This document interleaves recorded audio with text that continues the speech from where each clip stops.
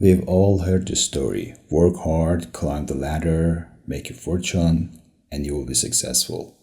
It's the American dream, right? Get the corner office, the big house, the luxury car, and somehow magically you'll have made it. But here's the uncomfortable truth: this entire narrative is built on a lie. And that lie is slowly killing our capacity for genuine fulfillment. But before I delve into it, if you click on the subscription button below, you will give me a high motivation to upload more videos consistently.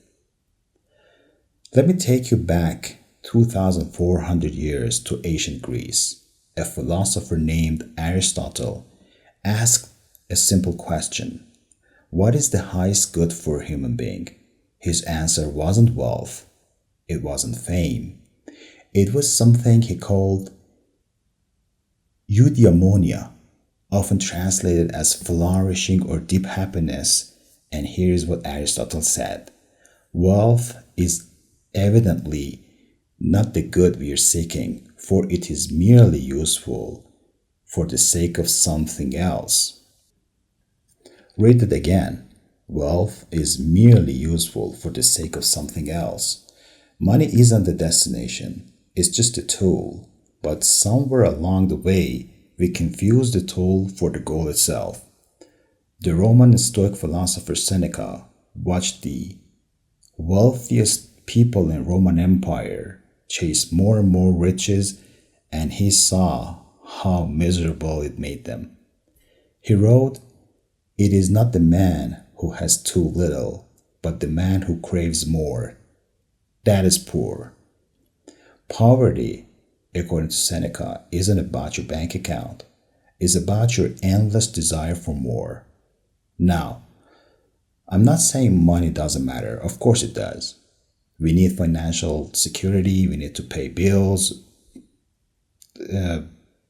feed our families, and have safety net. But there's a massive difference between having enough and the relentless pursuit for more that defines the American concept of success. John Stuart Mill, the 19th century philosopher, made a crucial distinction between what he called higher and lower pleasure. He observed that it is better to be human dissatisfied than a pig satisfied, better to be Socrates dissatisfied than a fool satisfied. So what is satisfaction?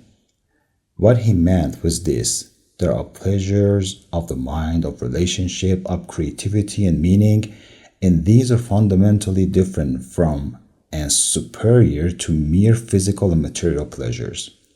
You can have all the money in the world and still feel that eating emptiness inside. We have seen it time and time again. Lottery winners who return to their previous happiness level within a year. Successful executives who burn out and ask themselves, is this all there is? Celebrities with everything who struggle with depression. So success cannot be pursued directly. It's the byproduct of living meaningfully. So where does real success actually lie? The philosophers point us toward key places. First, in the meaningful relationship. Aristotle argued that without friends, no one would choose to live, true he had all other goods. Your connection with other people, the depth of your relationship, not your network size. That's where fulfillment lives. Second, in personal growth and virtue.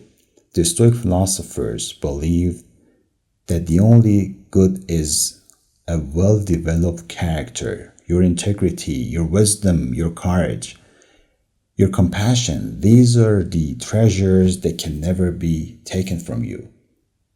Third, in contributing to something beyond yourself, whether it is raising good children, creating meaningful work, serving your community, or fighting for a cause you believe in.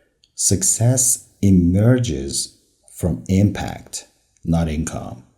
and finally in living authentically. So what I see right now on the social networks is the mass of men led lives of quiet desperation. Why? Because they're chasing someone else's definition of success instead of figuring out what actually matters to them.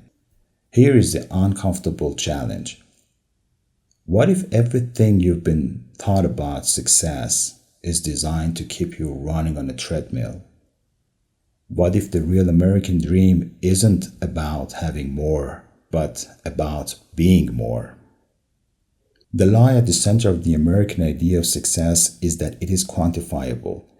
It can be measured in dollars and status symbols. But philosophers across millennia tell us something different. Real success is qualitative. It's measured in meaning, in character, in relationship, in growth, in contributions. So I will leave you with this question. If you achieve everything the culture tells you success looks like, the money, the status, the possessions, but you did it at the cost of your relationship, your integrity, your health, your sense of purpose, would you actually be successful? Or would you just be rich?